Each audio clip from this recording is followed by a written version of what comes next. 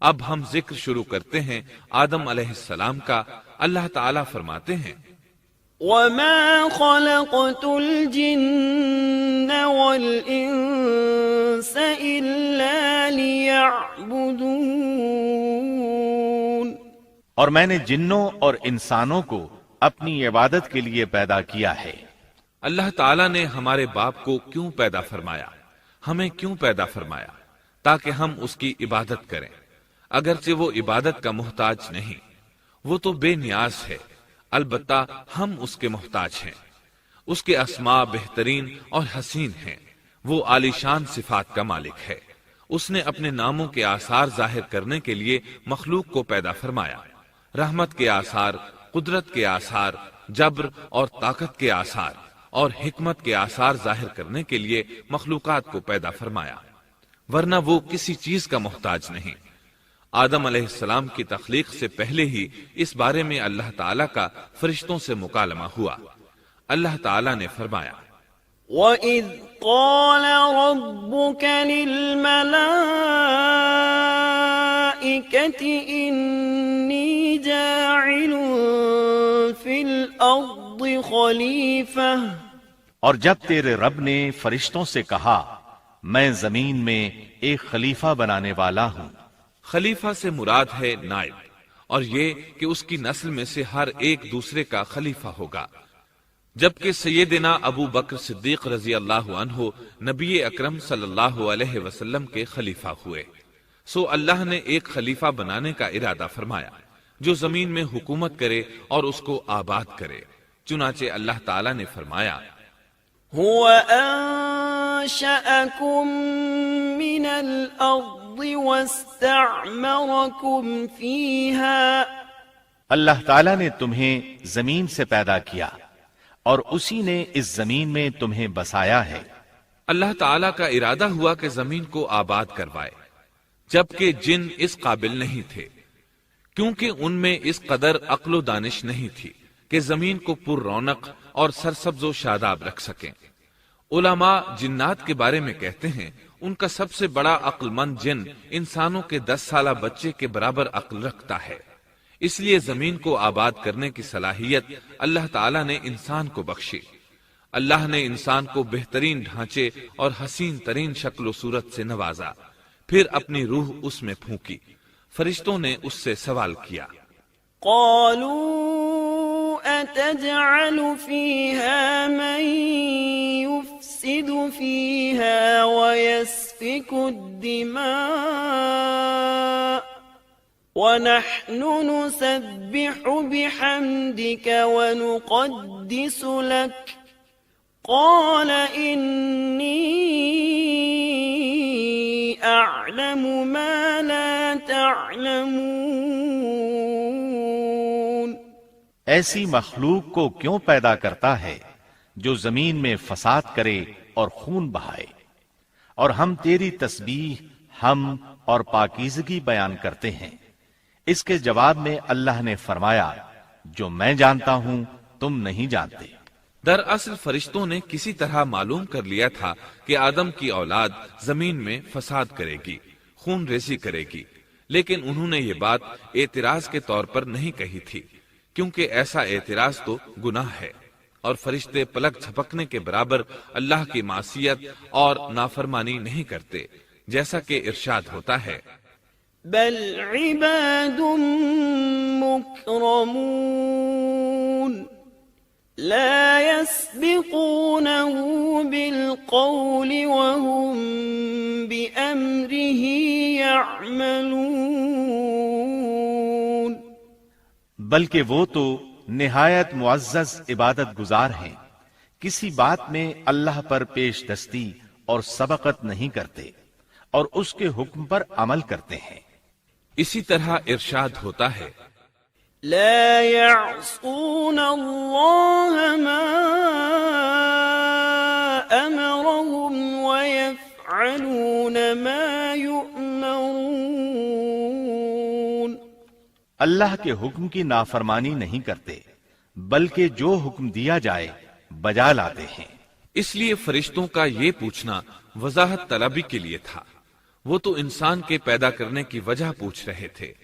وہ زمین میں جنات کے اعمال اور کرتوت کا مشاہدہ کر چکے تھے، یعنی اللہ تعالیٰ نے انہیں پیدا کر کے اختیار دیا تو وہ فتنہ و فساد اور فسق و فجور میں مبتلا ہو گئے، اور اب ایک اور مخلوق زمین میں بسائی جا رہی تھی، تو اس بات کا امکان تھا کہ یہ مخلوق بھی ان کے نقش قدم پر چلے۔ اس لیے فرشتوں نے تعجب اور حیرت کی بنا پر یہ سوال کیا تھا، اور پوچھنے کا مقصد یہ تھا کہ کیا یہ بھی جنوں کی طرح ہوں گے؟ اس طرح انہیں یہ خدشہ لاحق ہوا کہ شاید ان سے اللہ کی عبادت میں کوتاہی یا کمی واقع ہوئی ہے، جس کی وجہ سے اللہ کو نئی مخلوق پیدا کرنا پڑی۔ اس لیے ان کی بات میں یہ بھی تھا کہ ہم تیری حمد اور ثنا بیان کرتے ہیں۔ بہرحال ان کے سوال کے دو مقصد تھے۔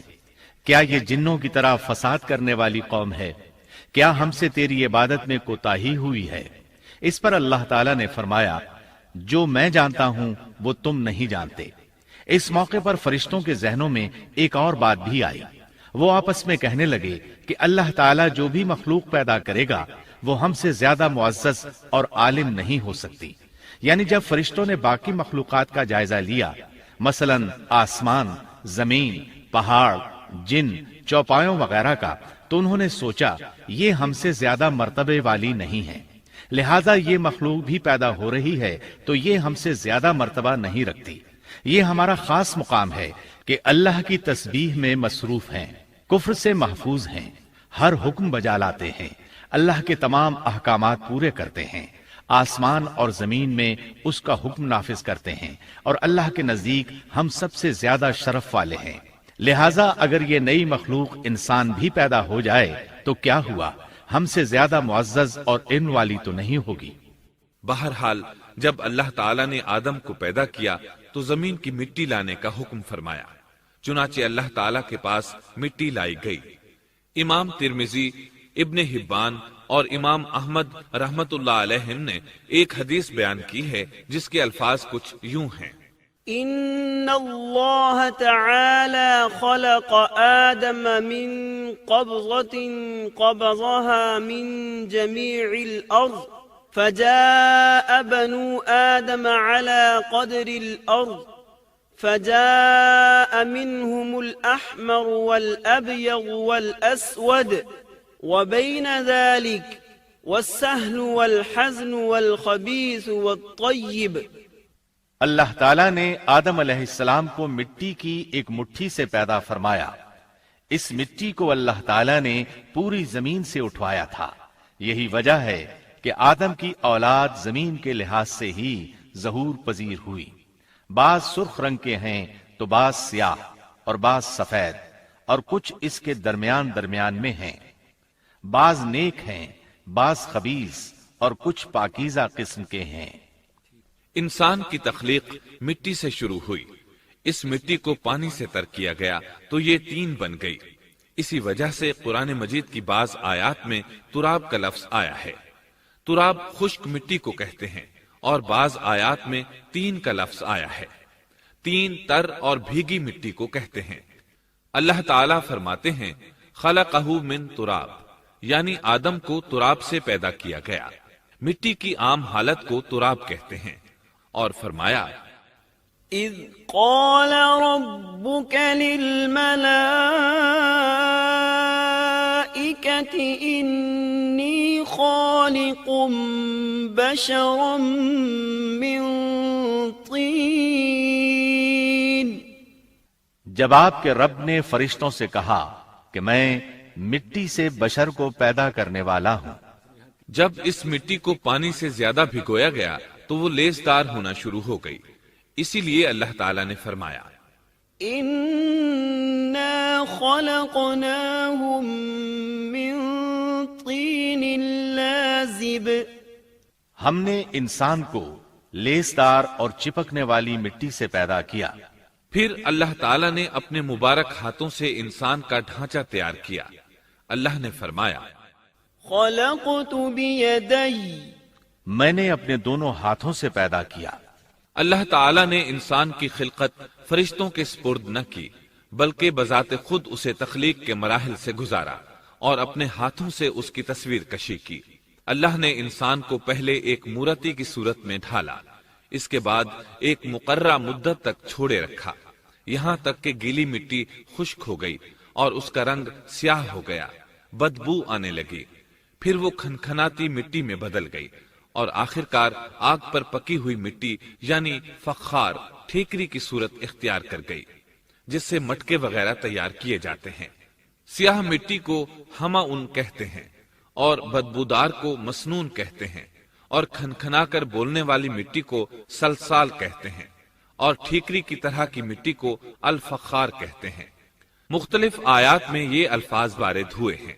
وَلَقَدْ خَلَقْنَاكُمْ ثُمَّ صَوَّرْنَاكُمْ ہم نے تمہیں پیدا کیا اور پھر ہم ہی نے تمہاری صورت بنائی۔ اور فرمایا وَلَقَدْ خَلَقْنَا الْإِنسَانَ مِنْ صَلْصَالٍ مِنْ حَمَإٍ مَسْنُونٍ اور یقیناً ہم نے انسان کو کھنکھناتی خشک مٹی سے پیدا کیا جو کہ بدبودار اور سیاہ گارے سے خشک ہوئی تھی۔ اور فرمایا خلق الانسان من صلصال كالفخار اللہ نے انسان کو کھنکھناتی مٹی سے پیدا کیا جو کہ ٹھیکری کی طرح تھی۔ ان تمام آیات کریمہ میں کوئی تناقض، تعارض اور اختلاف نہیں، اس لیے کہ ان مختلف آیات میں انسان کو اس کی تخلیق کے مختلف مراحل کی یاد دہانی کرائی گئی ہے۔ خلاصہ کلام یہ ہوا کہ تخلیق کے عمل کا پہلا مرحلہ تراب تھا، یعنی عام حالت والی خشک مٹی، پھر تین یعنی بھگوئی ہوئی مٹی، پھر لیسدار مٹی یعنی سلسال، پھر ٹھیکری کی طرح کی مٹی یعنی فخار، اور یہ کام جمعے کی آخری گھڑی میں کیا گیا۔ اور یہ دن اللہ کے لحاظ سے شمار ہونے والے دنوں میں سے ہمارے دنوں کی طرح نہ تھا، ہمارے اور اللہ کے دن مختلف ہیں۔